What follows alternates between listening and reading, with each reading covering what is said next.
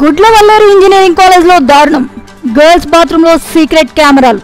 ఈ మధ్య కాలంలో ఆడవాళ్లకు ఎక్కడ రక్షణ లేకుండా పోతోంది. ప్రతిరోజు లైంగిక వేధింపులు, అత్యాచారాలకు సంబంధించిన కేసులు నమోదవుతూనే ఉన్నాయి. మొన్నటికి మొన్న కోల్కతాలో ఓ ట్రైనీ డాక్టర్ పై అత్యాచారం, హత్య ఘటన మరొక ముందే మహారాష్ట్ర రత్నగిరిలో ట్రైనీ నర్స్ కు మత్తు ఇచ్చి ఆటో డ్రైవర్ అత్యాచారం చేశాడు. మహిళలపై జరుగుతున్న అఘాయిత్యాలపై దేశవ్యాప్తంగా నిరసనలు వెల్లువెత్తుతున్నా కామాంధులు మాత్రం తమ పని చేసుకుంటూ పోతూనే ఉన్నారు. తాజాగా తెలుగు రాష్ట్రాలను షేక్ చేసే దారుణ ఘటన కృష్ణా జిల్లా గుడ్లవల్లేరులో వెలుగులోకి వచ్చింది. వివరాల్లోకి వెళ్తే గుడివాడ మండలం గుడ్లవల్లేరు ఇంజనీరింగ్ కాలేజ్ హాస్టల్లో అమ్మాయిల హాస్టల్ బాత్రూమ్ లో రహస్య కెమెరాలు పెట్టి ఆ వీడియోలను కావలసిన వాళ్లకు షేర్ చేస్తున్న దారుణం సంచలనంగా మారింది. అమ్మాయిల వీడియోలను కొంతమంది అబ్బాయిలు కావలసిన వారికి షేర్ చేస్తూ డబ్బులు సంపాదిస్తున్నారంటే పరిస్థితి ఎంత దారుణంగా మారిందో అర్థమవుతోంది. సుమారు 300 పైగా వీడియోలు బాయ్స్ హాస్టల్ కు చేరినట్లు సమాచారం అందుతుంది. గర్ల్స్ హాస్టల్లో ఉంటున్న ఓ యువతి సహాయంతోనే బీటెక్ ఫైనల్ ఇయర్ విద్యార్థి ఈ దారుణాలకు తెగబడినట్లు తెలుస్తోంది. ఈ విషయం బయటపడిన వెంటనే విద్యార్థినులు ధర్నాకు దిగారు. ప్రస్తుతం గుడ్లవల్లేరు ఇంజనీరింగ్ కాలేజ్ వద్ద ఆందోళన నెలకొంది. ఇదిలా ఉంటే Gudlavalleru engineering college final year లో ఒక జంట ఇటీవల ప్రైవేట్ గా కలవడానికి వెళ్లారు. అక్కడ అమ్మాయితో ఒంటరిగా ఉన్న వీడియో రికార్డ్ చేసి తన ఫ్రెండ్స్ కి షేర్ చేశాడు అతగాడు. ఆ తర్వాత యువకుడు అతని ఫ్రెండ్స్ కలిసి యువతిని బ్లాక్ మెయిల్ చేస్తూ మాకు హాస్టల్లో ఉన్న అమ్మాయిల ఫోటోలు కావాలి అని బెదిరించినట్లు కూడా తెలుస్తోంది. ఈ క్రమంలోనే ఆ విద్యార్థిని అమ్మాయిల బాత్రూమ్ లో రహస్య కెమెరా ఉంచి వీడియోలు తీసి బాయ్స్ కు పంపించినట్లు వార్తలు వస్తున్నాయి. ఈ విషయంపై ఇంకా పూర్తి విషయాలు తెలియాల్సి ఉంది. దర్యాప్తు జరుగుతోంది. ఇదిలా ఉండగా ఈ అంశంపై ముఖ్యమంత్రి చంద్రబాబు నాయుడు విచారణకు ఆదేశించారు. హాస్టల్లో రహస్య కెమెరాలు ఉన్నాయనే విద్యార్థుల ఆందోళనపై విచారణ జరపాలని సీఎం ఆదేశించారు.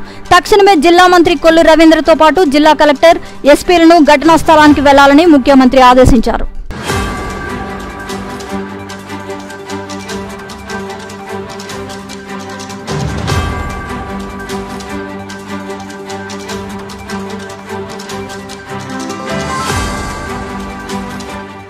రాత్రి నుంచి పిల్లలకి వాటర్ గానీ ఫుడ్ గానీ ఏమీ లేదు. మేము వచ్చే వరకు కూడా మగ పిల్లలు బయట నుంచుని మా కోసం ఎవరు వస్తారా అని ఎదురు చూపులతో అక్కడ నుంచుని చూస్తున్నారు. మేము వెళ్ళి వాళ్ళని కాంటాక్ట్ అయితే వాళ్ళు మా వెనకాల ఉద్యమంగా బయలుదేరి వచ్చారు. మమ్మల్ని లోన కూడా ఎంటర్ కానివ్వలేదు.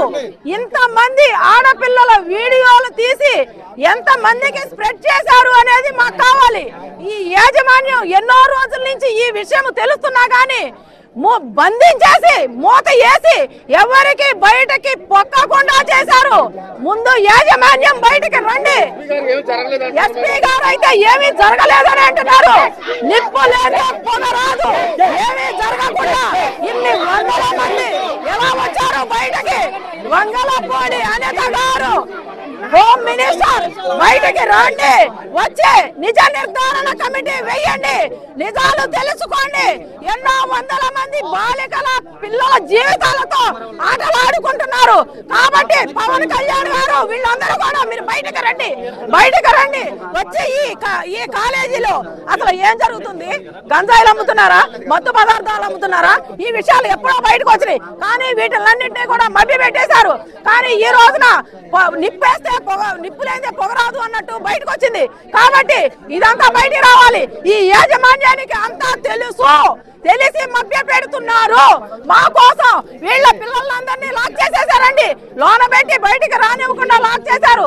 తెల్లవారు 4 గంటల వరకు పిల్లలందరూ కూడా బయటే ఉన్నారు.